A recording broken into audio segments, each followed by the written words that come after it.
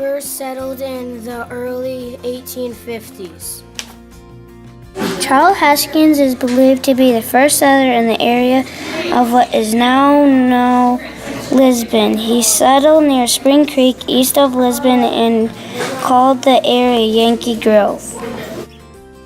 A Methodist minister named Christian Hershey, along with over 50 members of his extended family, came from Pennsylvania to make this place known as Yankee Grove, a center of the United Brethren Church. Later, more of Hershey's family decided to move to Lisbon. 14 of these people died during the trip when their steamer, the Belle of the West, caught on fire on the Ohio River. Some of the first people to come to Lisbon were the Stuckslagers, Kurtzeys, Runkles, Ebies, Erkers, and Hoovers.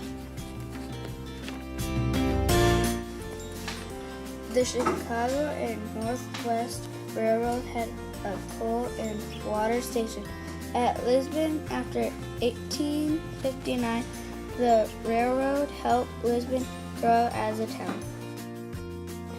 Lisbon officially became a town in 1875. Around this time, there were dirt roads, few houses, gas lights, outhouses, hitching posts, board sidewalks, and horses and buggies. Harrison Stutzlager built a brick mansion at 207 North Jackson Street. He made a fortune in banking, cattle, and lumber.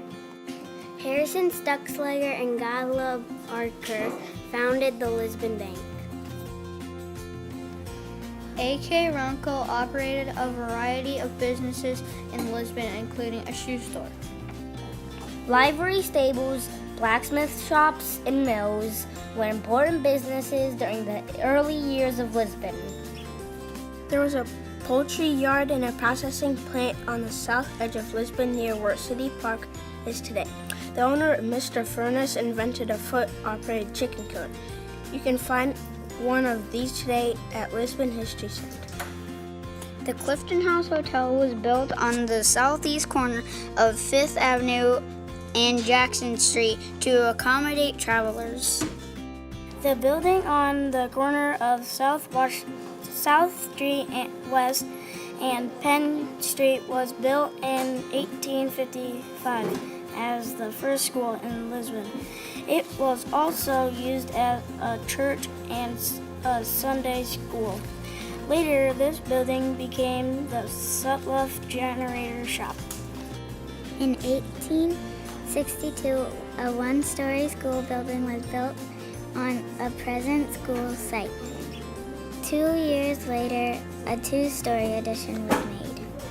Lisbon High School was organized around 1880.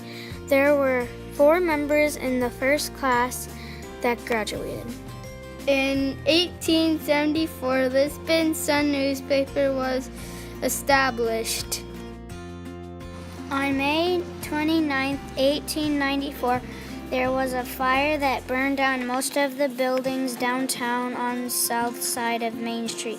The buildings destroyed included Stutzlager, Archer Bank, Runkle Hardware, along with a grocery store and furniture store.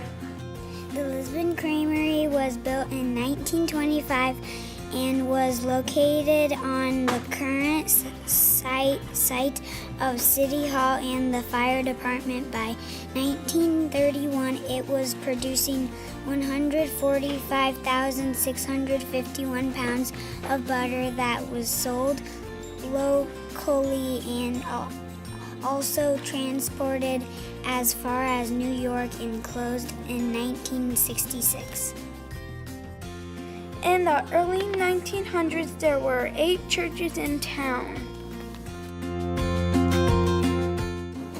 A tornado hit Lisbon in 1908. It destroyed many buildings, including the Lisbon Power Plant. Sauerkraut Days began in 1909. It was skipped in 1917 and 1918 due to World War I. The interurban railroad went from Lisbon to Cedar Rapids every hour from 1914 to 1928. The Lisbon Public Library was first built as a store.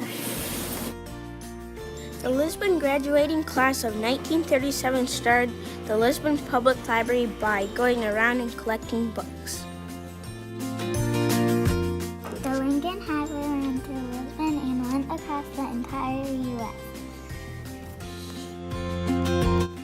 The house at Washington Street was built as a church, then used as a school, then a blacksmith shop, and finally a home. In 1936, Mr. and Mrs. Hoover were murdered while sitting in their chairs in their front room. The house on West Main Street began as a hotel, next a broom factory, and then a home. Opera House, which is now Lloyd's Table Company, was used as a place to hear music and watch plays. It was also used as a gymnasium for the school. The Gettysburg boulder came to Lisbon in 1916. It is one of only 2 boulders removed from the Gettysburg battlefield. The current population of Lisbon is about 2,000 people. More information about Lisbon's rich history can be discovered at the Lisbon History Center in downtown Lisbon.